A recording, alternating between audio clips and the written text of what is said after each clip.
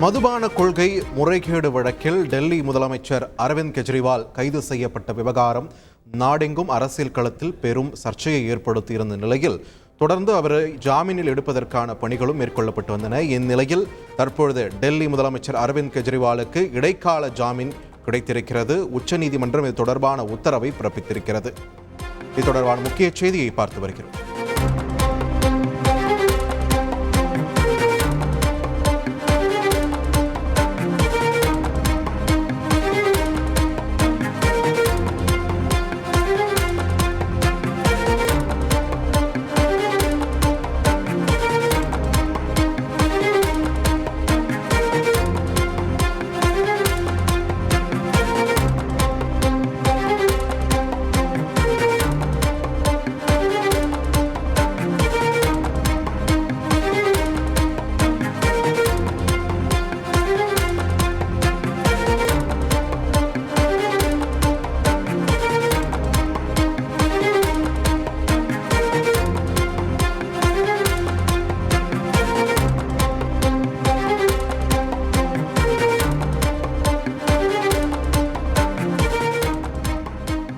மதுபான கொள்கை முறைகேடு வழக்கில் டெல்லி முதல்வர் அரவிந்த் கெஜ்ரிவாலுக்கு ஜாமீன் வழங்குவது தொடர்பான மனு மீது பரபரப்பு வாதமானது உச்சநீதிமன்றத்தில் நடந்து கொண்டிருக்கிறது. இந்நிலையில் கூடுதல் விவரங்களை வழங்குவதற்காக இணைகிறார் எமது செய்தியாளர் வெங்கடேசன்.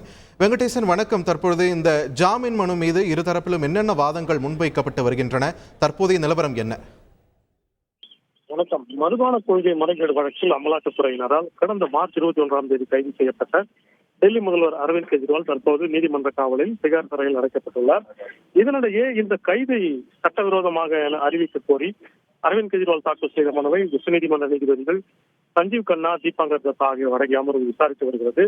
ஏற்கனவே கடந்த விசாரணையின் போதே அவருக்கு இடைக்கால ஜாமீன் வழங்குவது குறித்து பரிசீலிக்க வேண்டி வரும். ஏனெனில் இந்த வாதங்கள் விரைவில் நிறைவேற போவதில்லை. இந்த வாரத்துடன் உச்சநீதிமன்றம் அந்த கோடைக்கால விடுமுறை என்பது தொடங்க உள்ளது. எனவே இடைக்கால ஜாமீன் மீது வாதிடுங்கள் என்ற ஒரு தகவலை தெரிவித்திருந்தனர். தற்போது தேர்தலில் பரப்புரை மேற்கொள்ளக்கூடாது என்ற ஒரு வாதத்தை அரவிந்த் கெஜ்ரிவால் சார்பில் கடுமையாக ஆட்சேபிக்கப்பட்டுள்ளது. குறிப்பாக ஏற்கனவே சிவசங்கர் தாஸ் வழக்கில் விதிக்கப்பட்ட ஜாமீன் நிபந்தனையை உச்சநீதிமன்றம் ரத்து செய்துள்ளதையும் அவர்கள் சுட்டிக்காட்டி வாதிட்டுள்ளனர். வேறு சந்திரபாபு நாயுடு வழக்கிலும் ஊடகங்களுக்கு பேட்டி அளிக்கலாம் என்ற உத்தரவையும் குறிப்பிட்டு வாதிட்டனர். இதற்கு அமலாக்கத்துறை சார்பில் கடும் ஆட்சேபம் தெரிவிக்கப்பட்டது. ஏனெனில் அவர் அரசியல்வாதி என்பதால் அவருக்கு தனி சலுகை அளிக்கக்கூடாது, இது ஒரு தவறான முன்னுதாரணம் ஏற்படுத்திவிடும் என்ற ஒரு வாதத்தை முன்வைத்துள்ளனர்.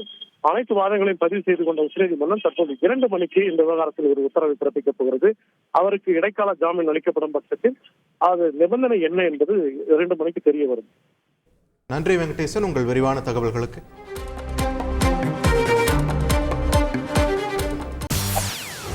செய்திகளை உடனுக்குடன் தெரிந்து கொள்ள உடனே சப்ஸ்கிரைப் பண்ணுங்க.